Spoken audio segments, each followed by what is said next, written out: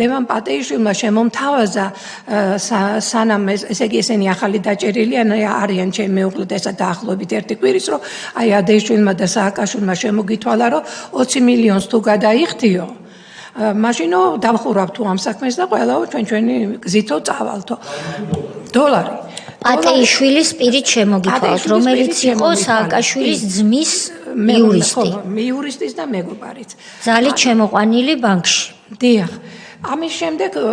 უარი მიიღეს ჩემგან და უთხარი რომ თქვენ ყველა ანგარიშები არ ვიცი როგორ მოახერხეთ ეს სადაც კი რამე ქონება მქონდა თანხა მქონდა აი ბარათებიც კი სახშირად ბარათები მქონდა საკრედიტო ბარათები ისინიც კი ამოიღეს ასე რომ აი ელემენტალური აი ფულით არ დაგვრჩენილა სახში ახლა ბანკი როცა გაქვს ადამიანს სახში რატო დადებ ფულს თქვათ ხო თუ გაქვს ხო და ესა ჩემი რო შემოვარდნენ ეს პირველ რიგში სეიფს ეძებდნენ და ასჯერ უთხრა ჩემ მეუღლემ რას ეძებდო მითხარი და იქნებ მე თვითონ მოგწედო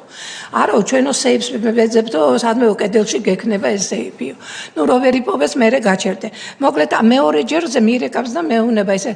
რაღაცა ცინიკურათაც რომ აიო ადეიშვილმაო შემოგითვალაო საერთოდ გაბრაზებულიაო თქვენზეო და შემოგითვალაო რომ აი 10 მილიონიო მოიტანეო დოლარიო და ამ საქმესო შევწყვიტა პატეიშვილი ამბობს ისევ პატეიშვილს ლევან პატეიშვილი სხვადასხვა ქართული ოცნების დროს ის თაღლითობით მუხლით დააკავეს მე რაღაცაზე არ ვიცი